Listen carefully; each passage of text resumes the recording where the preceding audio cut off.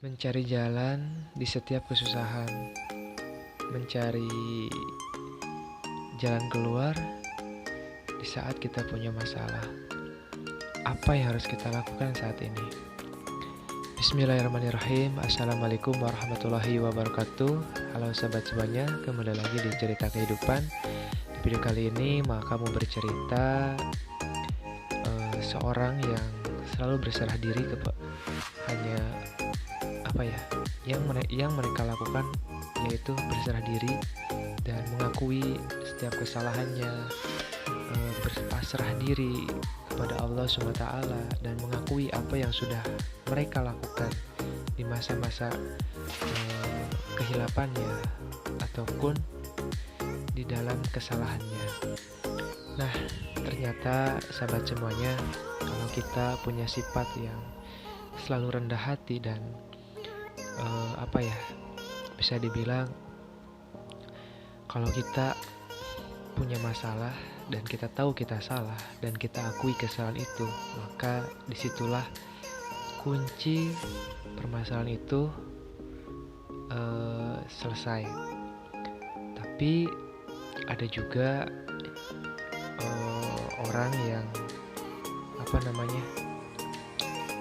sudah tahu orang itu salah, tapi dia ngerasa tidak salah, dan akhirnya timbullah sebuah permasalahan yang tidak ada selesainya. Nah, dari hal seperti inilah maka rasakan dan menyelesaikan setiap persoalan dalam hidup ini. Maka mulailah melihat ke belakang, walaupun jangan terlalu taut melihat ke belakang, tapi jadilah sebuah gagasan agar kita bisa menjadi orang yang tahu gitu, dan apa yang sudah kita lakukan di masa lalu kita, sehingga menjadi sebuah permasalahan di masa akan datang kita. Nah, maka dari itu kita akui dulu kesalahan kita, tentunya mohon ampun kepada Allah. Yang kedua, kalau kita punya masalah ataupun pernah menyakiti perasaan orang lain, maka minta maaflah dan akuilah kesalahan kita. Walaupun orang itu mau maafin kita atau tidak, maka kita sudah selesai. Karena Allah pun akan selalu maafkan kita gitu, apalagi umatnya. Nah, tapi tergantung juga orangnya. Nah, ternyata kalau kita punya masalah dan tidak bisa selesai di dalam kehidupan ini, entah itu dalam sebuah materi, entah itu di dalam sebuah persoalan di dalam keluarga, ternyata kuncinya itu ada di diri kita. Kalau kita sudah mengakui kesalahan kita, kalau kita sudah mengakui bahwa kita pernah menyakiti perasaan-perasaan orang lain, maka disitulah kunci permasalahan itu selesai. Dan itulah yang sudah maka alami, dan disitulah yang maka pelajari. Ternyata apa yang pernah dibahas oleh Pak Ustadz Nasrullah, ketika kita sedang terlilit hutang, ketika kita sedang punya masalah besar, bahkan beliau pernah punya masalah di dalam materinya sampai punya hutang belas miliaran, bahkan sampai 21 miliar gitu. Nah, yang beliau lakukan adalah memperbanyak untuk bertobat dalam satu perkara, mentobati satu perkara yang sudah kita lakukan misalkan. Nah, ternyata kalau kita mengejar terus, kalau kita punya masalah, mencari kesana kesini solusi dan jalannya, tapi tidak ada titik temunya dan tidak ada selesainya, ternyata selesainya itu ada di ampunan Allah SWT. Bagaimana agar Allah mengampuni kita? Ya, kita harus mengakui kesalahan-kesalahan kita, dan kita akui bahwa kita hina, bahwa kita selalu melakukan dosa, dan kita selalu menyakiti perasaan orang lain. Dan ucapkanlah kita yang salah dan orang lain yang benar. Dan itu juga yang Ma'aka sering lakukan, dan itu juga yang Ma'aka mulai mempraktekkan ilmu dari Pak Ustadz Nasrullah ternyata sangat luar biasa kalau kita sudah mengakui kesalahan kita. Kita ambil contoh ya, ketika kita sedang berantem dengan keluarga kita, misalkan dengan istri kita atau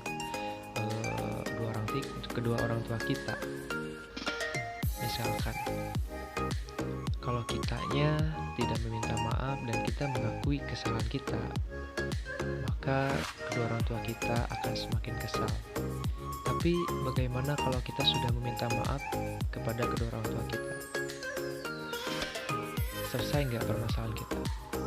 Dan akhirnya kedua orang tua kita maafkan dan kita seperti biasa lagi, hidup ini diberikan ketenangan, kebahagiaan. Nah, begitu juga kalau kita saat ini sedang banyak masalah, apalagi yang namanya hidup ini, kita sudah mandiri, punya keluarga, kita sudah mulai menata kehidupan ini dengan baik. Sangat sulit yang harus kita kerjakan, karena sampai 5 atau 6 tahun ini maka menjalani sebuah rumah tangga, ada polemik atau problema yang mungkin maka jalani gitu ya di masa-masa remajanya, maka masa-masanya egonya dengan tinggi-tingginya, tidak mengakui kesalahan dan merasa kita yang paling benar dan orang lain yang selalu salah gitu ya, tanpa melihat bahwa kita yang salah.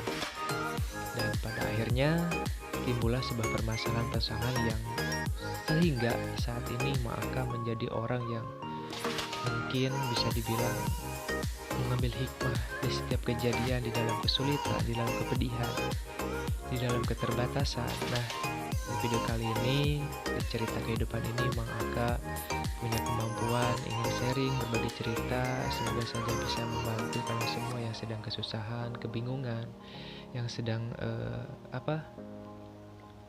putus asa, tidak punya harapan di masa akan datang.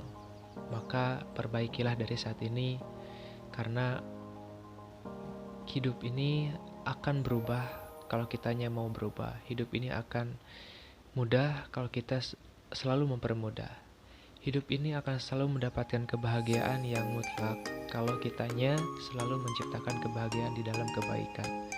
Begitupun sebaliknya, ketika kita menanam hal-hal keburukan, hal-hal yang mungkin sifatnya tidak jujur, selalu menyakiti orang lain, punya iri dengki terhadap orang lain, maka di esok hari, di masa akan datang akan timbullah sebuah keterpurukan di dalam hidup ini. Nah, mungkin itu ya yang saya sampaikan di dalam video kali ini. Mohon maaf jika kata yang salah.